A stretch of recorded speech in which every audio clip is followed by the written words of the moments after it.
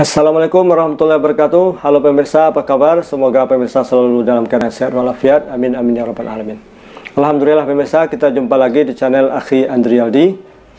Pemirsa yang dirahmati Allah Subhanahu wa taala, salah satu pertanyaan yang sering muncul dalam masalah ibadah kurban adalah persoalan apakah hukumnya berkurban dengan mengkhususkan niat untuk orang yang sudah meninggal dunia. Mana pendapat yang lebih kuat atau pendapat yang lebih tepat? Apakah mengkhususkan niat kurban untuk orang yang sudah meninggal, atau seseorang setiap kali dia berkorban maka dia mengikut sertakan dalam niatnya anggota keluarganya atau ahlul baitnya, baik yang masih hidup ataupun yang sudah wafat. Nah, manakah pendapat yang lebih kuat? Ikuti terus setelah yang satu ini.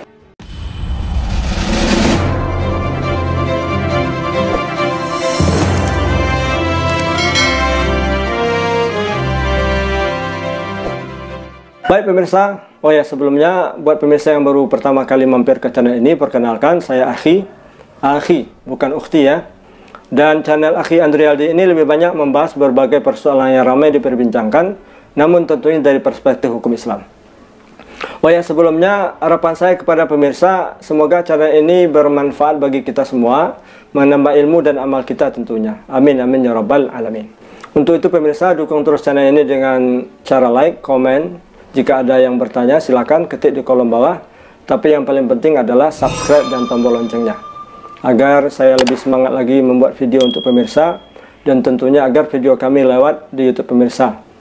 Bagi yang belum subscribe, silakan tekan tombol subscribe dan tombol loncengnya, biar ada pemberitahuan atau notifikasi untuk video terbaru kami. Baik pemirsa, terkait berkurban untuk orang yang sudah meninggal dunia, dalam hal ini ada 3 bentuk pemirsa. Mohon disimak betul ya pemirsa ya, kita mengaji seketik. Pertama, berkurban atas nama orang yang sudah meninggal dunia. Niatnya hanya untuk orang yang sudah meninggal saja. Cara pertama ini banyak dilakukan oleh masyarakat kita. Mayoritas ulama membolehkan namun tidak menganjurkan. Bentuk kedua adalah seseorang yang berkurban lalu dia juga meniatkan untuk ahlul baitnya atau keluarganya. Pendapat ini disukai oleh Imam Malik, dan cara kedua ini yang banyak dianjurkan oleh para ulama, terutama ulama kontemporer. Tujuannya adalah untuk kesempurnaan pahala ibadah kurban itu sendiri.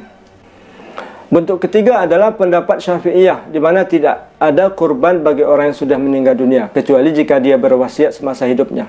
Contohnya dia mengatakan, nanti kalau saya wafat tolong kurbankan saya. Ini tentunya jika dia meninggalkan harta untuk itu tentunya. Baik pemirsa, kita lihat satu-satu pendapat ini dan pendapat mana yang lebih kuat atau yang lebih afdal untuk diamalkan. Pertama, berkurban dengan mengkhususkan niat untuk orang yang sudah wafat. Dan ini yang banyak dilakukan oleh masyarakat kita, kaum muslimin di Indonesia.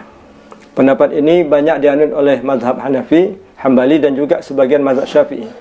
Untuk yang pertama ini hukumnya boleh atau jaiz, dan pahalanya akan sampai kepada si mayat sebagaimana sampainya doa, sedekah, istighfar kepada almarhum atau mayat. Cara pertama ini meskipun boleh, namun tidak dianjurkan oleh para ulama, terutama ulama kontemporer. Kedua, seseorang berkurban lalu dia meniatkan juga untuk anggota keluarganya, baik yang masih hidup ataupun yang sudah wafat.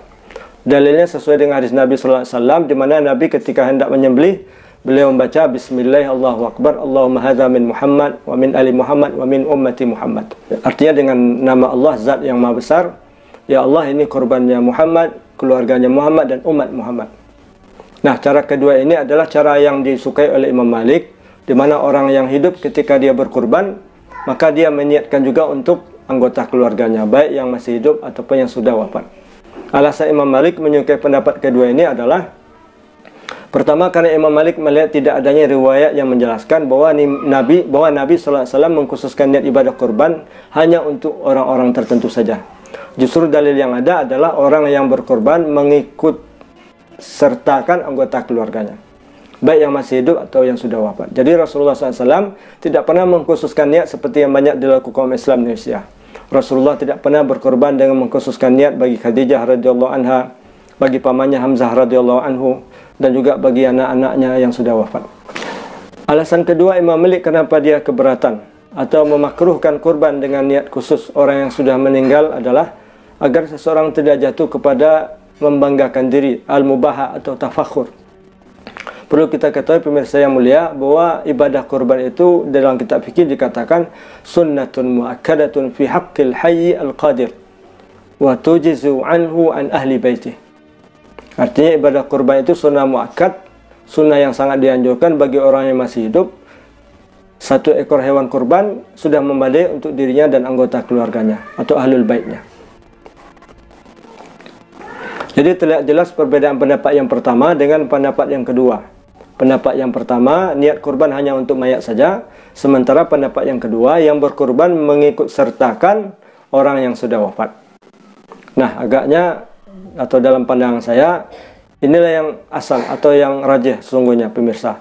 Yang kedua ini, di mana orang yang berkurban mengikutkan anggota keluarga dalam niat kurbannya ketika akan menyembelih, sebagaimana doa yang dicontohkan Nabi SAW ketika akan menyembelih hewan kurbannya.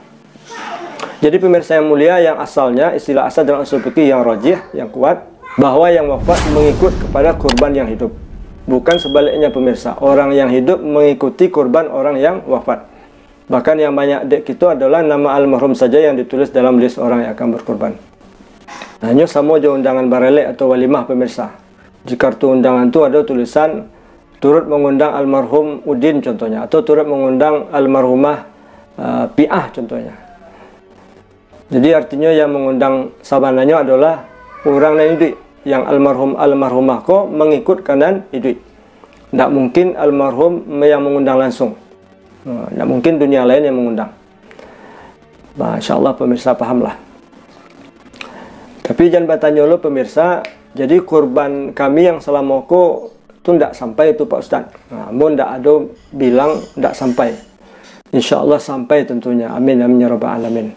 Kaji kita kini adalah persoalan cara berkurban yang tepat menurut yang dilakukan Nabi, sehingga semuanya mendapatkan pahala di sisi Allah Subhanahu wa taala, baik yang berkurban maupun almarhum. Insya Allah sekali lagi kita katakan kurban dengan niat khusus untuk almarhum sampai niat atau pahalanya. Begitu juga yang berkurban untuk dirinya dan keluarga juga akan sampai tentunya. Dan ini yang lebih afdal sebenarnya berdasarkan sharih hadis Nabi sallallahu alaihi wasallam ketika akan menyembelih hewan kurban. Mungkin ada yang berpikir pemirsa bahwa berkurban untuk orang yang sudah wafat secara khusus lebih besar pahalanya ketimbang orang yang berkurban untuk dirinya dan keluarganya khususnya yang sudah wafat. Dalam hal ini perlu kita jelaskan bahwa soal pahala tidak bisa dilogikakan. Kalau kurban untuk mayat saja yang lebih besar, tentu itu yang dilakukan Nabi. Tentu Nabi berkurban untuk Khadijah, untuk Hamzah, untuk anak-anaknya. Jadi soal pahala tidak bisa dilogikakan. Bentuk ketiga yang belum kita jelaskan adalah pendapat sebagian mazhab Syafi'iyah, di mana tidak sah kurban bagi orang yang sudah meninggal, kecuali jika dia berwasiat semasa hidupnya. Contohnya dia mengatakan nanti kalau saya wafat, tolong kurbankan saya. Kalau tidak berwasiat, dia tidak sah kata mazhab Syafi'i. Nah, dalam kitab Al-Majmu' Imam An-Nawawi mengatakan la tasihu at-tadhiyatu 'anil mayyit illa ayusi biha wa bi qata' ar-rafi'. Artinya tidak sah kurban untuk si mayat kecuali jika dia berwasiat untuk itu. Demikian pendapat yang diyakini oleh Imam Ar-Rafi'i. Hanya saja pemirsa, sebagian para ustaz dan khatib menyampaikan bahwa tidak boleh memakan daging kurban bagi orang yang sudah berkorban untuk semayat atau almarhum. Pendapat ini tidaklah pendapat yang benar atau yang kuat sebetulnya. Ini hanya pendapat Abdullah bin Mubarak salah satunya. Imam Ibn Abidin menjelaskan pembagian daging kurban orang yang telah meninggal dunia itu sama pemberlakuan pembagiannya dengan kurban orang yang hidup. Inilah pendapat yang lebih kuat pemirsa. Masa orang makan daging sementara dia yang berkorban untuk almarhum tidak boleh memakan daging sembelihan tersebut.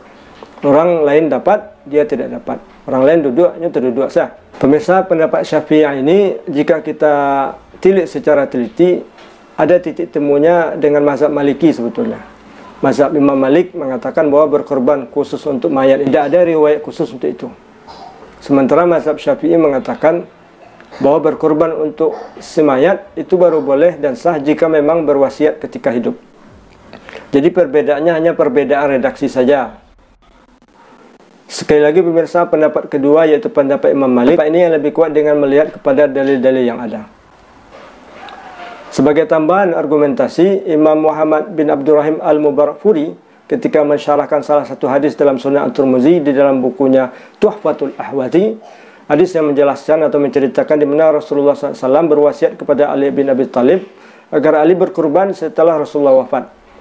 Nah, di akhir syarahnya terkait hadis ini, Imam Al-Mubarakfuri mengatakan, Qultu, lam ajid fi tadhiyati 'anil mayyit munfaridan haditsan marfu'an sahihan wa amma hadithu Ali al-madhkuri fi hadzal bab fa dha'ifun.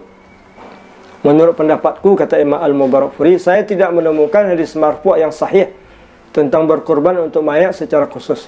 Adapun hadis dari Ali dalam soal ini adalah hadis yang dhaif. Dikatakan lemah pemirsa karena dalam sanadnya ada Abu Hasnah dan dia termasuk rawi yang majhul. Dan juga ada rawi Hanash yang dikenal sebagai rawi yang gharib, di mana hanya dia sendiri yang meriwayatkan hadis tersebut. Oke pemirsa, dari ketiga bentuk cara berkurban yang sudah kita jelaskan, yaitu pertama berkurban khusus niat untuk mayat saja, kedua berkurban dengan mengikut sertakan ahlul bait, dan ketiga pendapat yang mengatakan bahwa berkorban yang sah untuk mayat ketika dia berwasiat semasa hidup. Baik pemirsa yang dimuliakan Allah, apa kesimpulan atau catatan akhir dari apa yang telah kita sampaikan pemirsa? Kesimpulannya adalah bahwa cara yang tepat berkorban untuk orang yang sudah meninggal dunia adalah dengan cara di mana seseorang ketika dia berkorban mengikut sertakan ahlul baitnya, baik yang hidup maupun yang sudah wafat.